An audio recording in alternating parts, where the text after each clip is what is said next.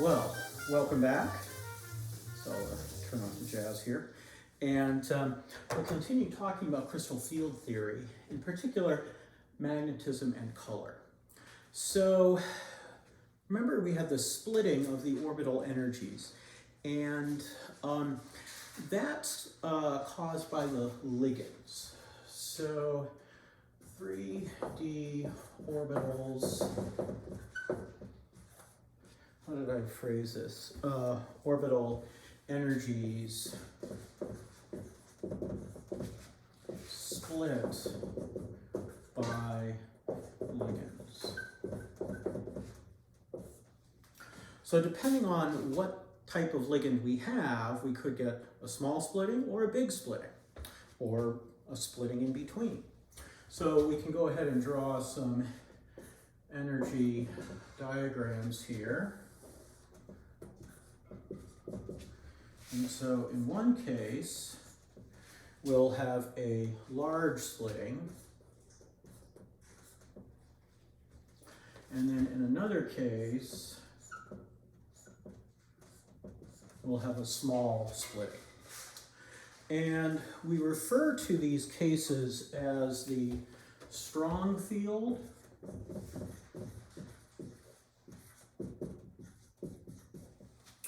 and the weak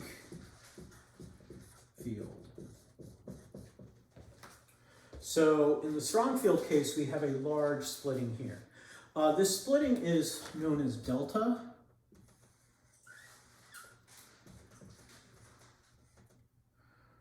Sometimes it's called delta oct for octahedral, delta O, etc. So splitting equals delta or delta OCT or delta with a capital O. This is sometimes used because we'll see we can have tetrahedral splitting where we call it delta tet for tetrahedral. Anyway, in the strong field case, we have a large delta, a large splitting between our higher energy and our lower energy d orbitals.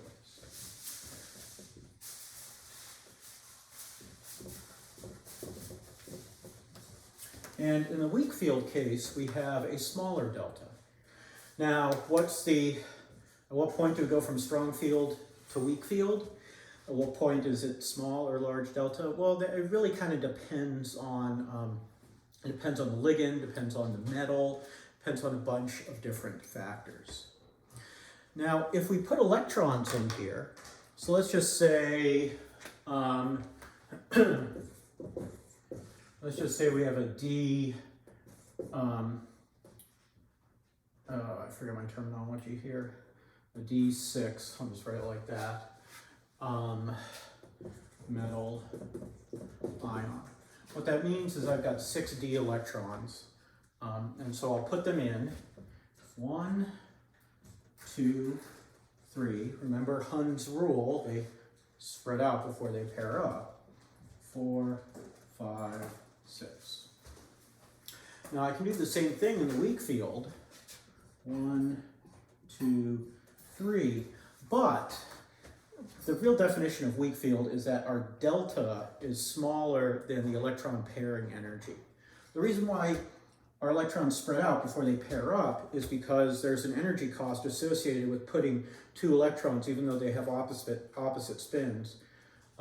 There's an energy cost associated with putting those 2 electrons in the same orbital. Okay, so we'll have 4, 5, and 6. So small delta is energy smaller. Let me erase this, hold on.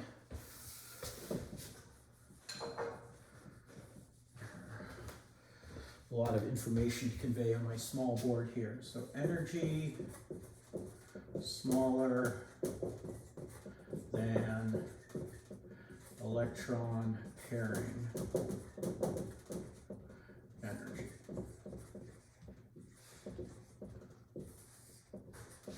So that's what we mean by having a small delta. Okay, now if we're going to describe these qualitatively, we can say, okay, strong field, weak field, big delta, smaller than delta, smaller than the electron pairing energy. But just looking at them, there's something that hopefully you've noticed that's different. We have no unpaired electrons here, and we have 1, 2, 3, 4 unpaired electrons there. So when we have, for a given metal ion, if we've got different ligands, and we look at a strong field versus a weak field, we could have different numbers of unpaired electrons. So the strong field is going to be what we call low spin.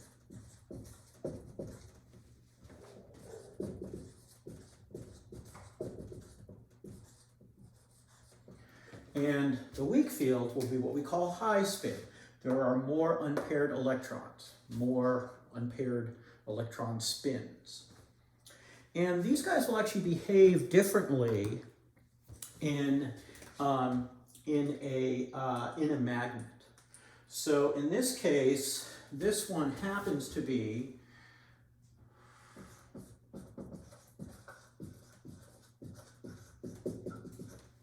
diamagnetic.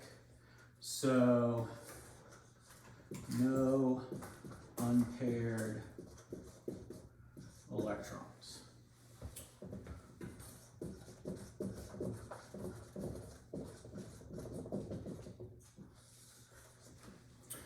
And in our weak field high spin case, we actually get something that's paramagnetic. It has unpaired electrons.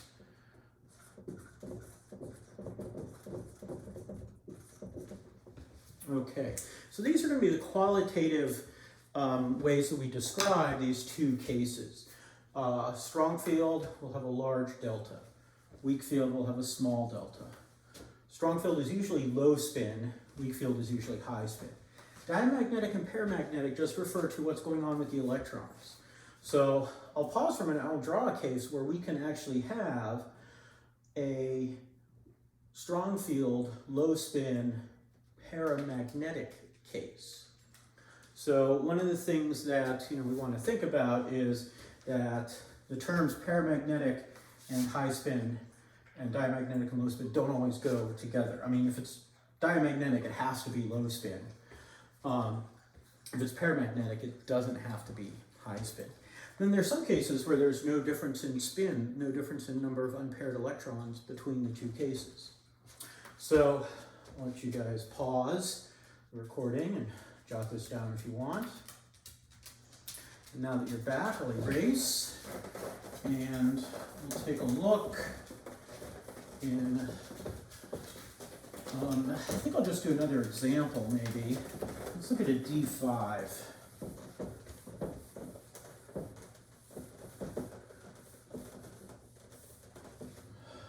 We'll look at a D5 case.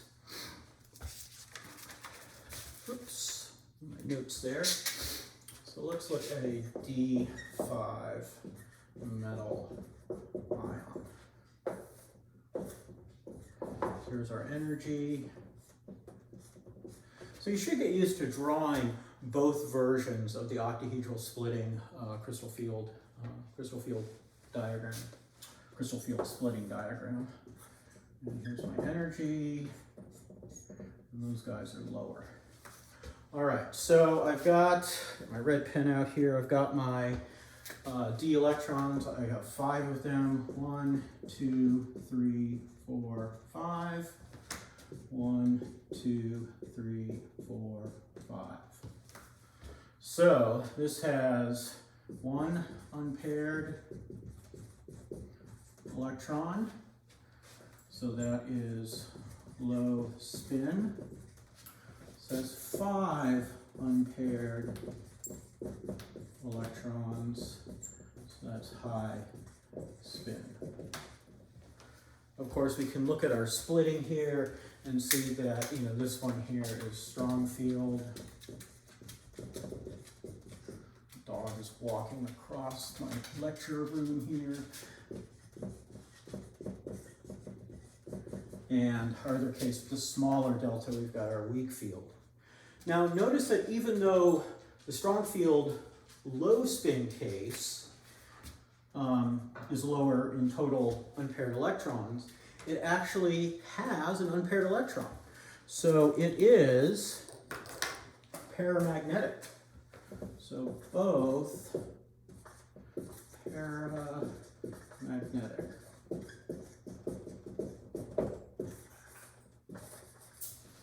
So this is a case where our strong field low spin scenario is still paramagnetic. So what's the difference between paramagnetic and diamagnetic? Paramagnetic lines up with a magnetic field. Diamagnetic lines up against a magnetic field. So we'll say paramagnetic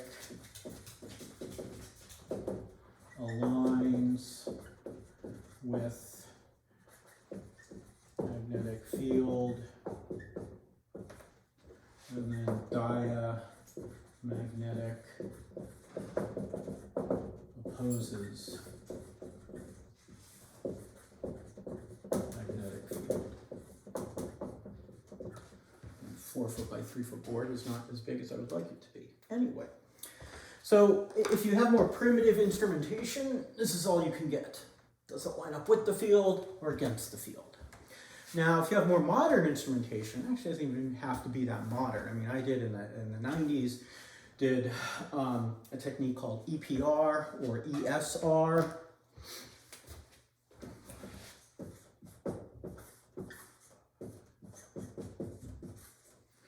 Which stands for electron paramagnetic resonance or electron spin resonance. They're both the same technique.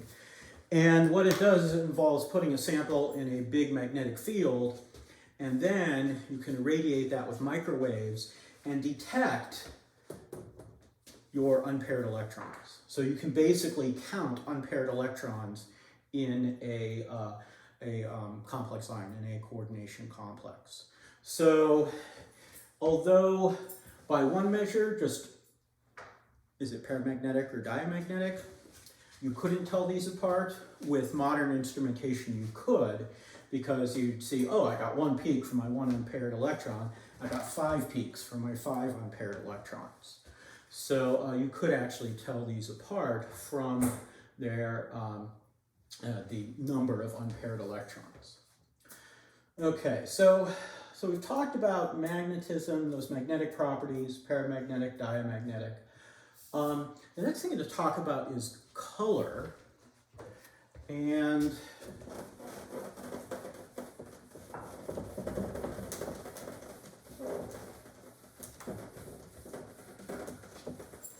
what determines color? Well, if we take our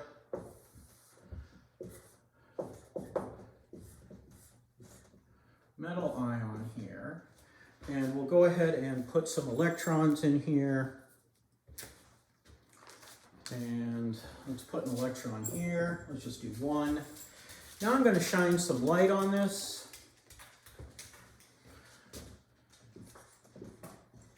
H nu, that is Greek letter nu, this is a photon.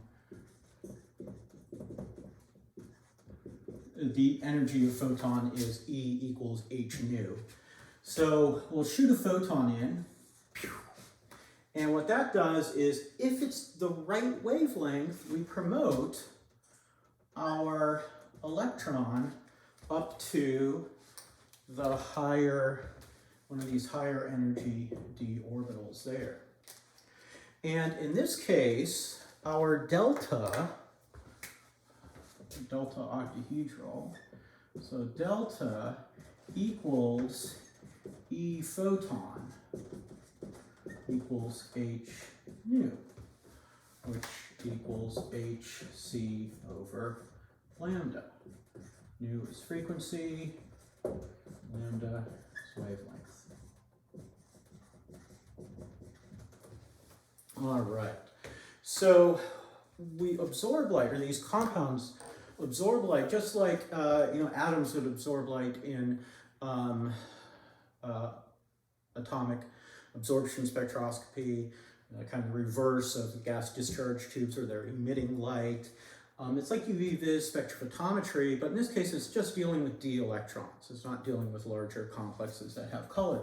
But because this delta is reasonably small, these photons are in the visible region of the spectrum, so we observe colors. Now there's a few things I haven't gotten to yet, and those include, well, what color do we observe, and what determines delta?